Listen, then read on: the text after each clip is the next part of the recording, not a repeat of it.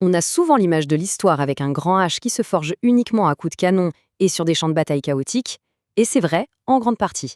Mais parfois, les actes les plus révolutionnaires se jouent un peu plus en coulisses, et avec des outils aussi simples qu'une aiguille et du fil. Dans cette nouvelle exploration, on va se plonger dans un moment absolument fascinant, où l'artisanat rencontre la grande histoire.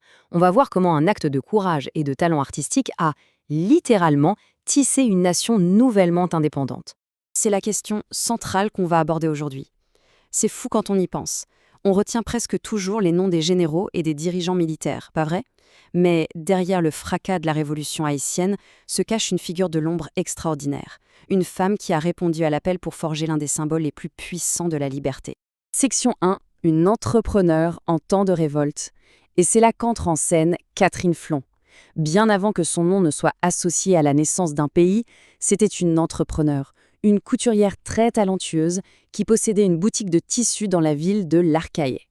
Pour bien comprendre son parcours, gardons 3 dates clés en tête. 1791 d'abord, avec le déclenchement des révoltes d'esclaves. Ensuite, 1802, l'année où un drapeau français déchiré lors d'une bataille vient tout basculer. Et enfin, un grand saut jusqu'en l'an 2000, date de sa reconnaissance sur un billet de banque. C'est vraiment la colonne vertébrale de notre récit. Ce qui est particulièrement marquant chez Catherine Flon, c'est son dévouement absolu.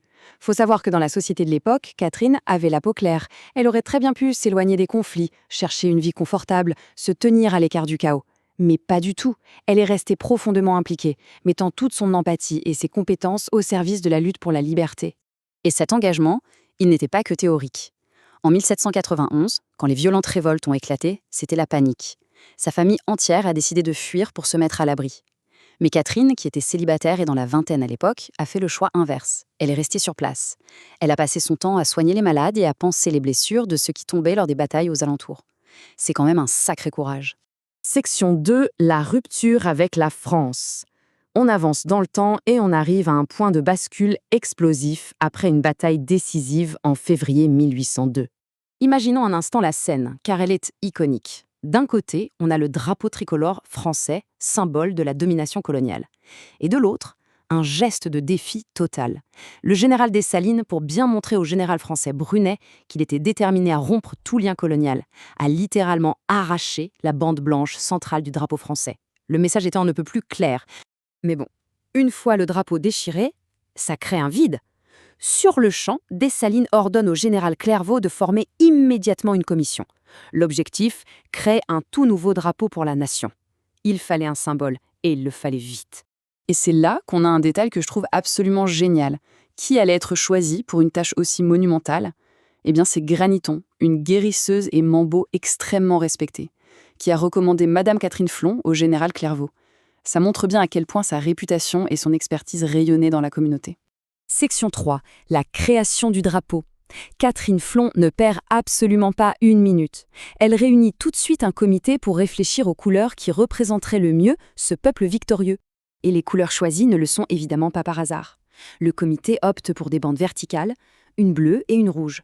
Chaque couleur a un sens très lourd. Ça représente le peuple unifié, l'indépendance, la victoire, mais aussi, de façon poignante, le prix immense et les sacrifices qu'il a fallu payer pour obtenir cette liberté. D'ailleurs, le travail de Catherine et de son équipe ne s'est pas limité à la couture. Ils ont mis en place des règles très strictes sur la façon de traiter ce nouvel emblème. Comment le manipuler, le plier, le ranger et bien sûr, comment le saluer. C'est une vraie marque de respect sacré pour ce tout nouveau symbole. Ensuite, c'est le travail de titan sur le terrain. Avec son équipe de couturières, Flon a méticuleusement fabriqué les drapeaux nationaux officiels, et ceux dans différentes tailles, pour qu'ils puissent équiper et flotter sur les bâtiments officiels de tout l'Empire noir libre. C'est une production à une échelle incroyable pour l'époque. Ce qui nous amène à notre dernière section, l'héritage de Catherine Flon.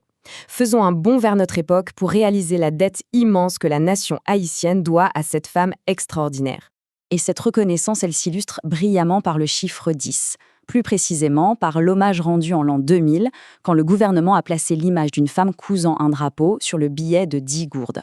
C'est une manière superbe de faire en sorte que son œuvre, littéralement, continue de circuler entre les mains de la nation. Pour terminer notre exploration aujourd'hui, on peut se poser cette question qui fait réfléchir. Combien d'autres architectes de l'histoire, tout comme ces couturières de l'Empire noir, libres, restent dans l'ombre ? L'histoire est remplie de figures silencieuses qui ont cousu, bâti et soutenu des nations entières. Gardons ça à l'esprit la prochaine fois qu'on regardera un drapeau flotter au vent.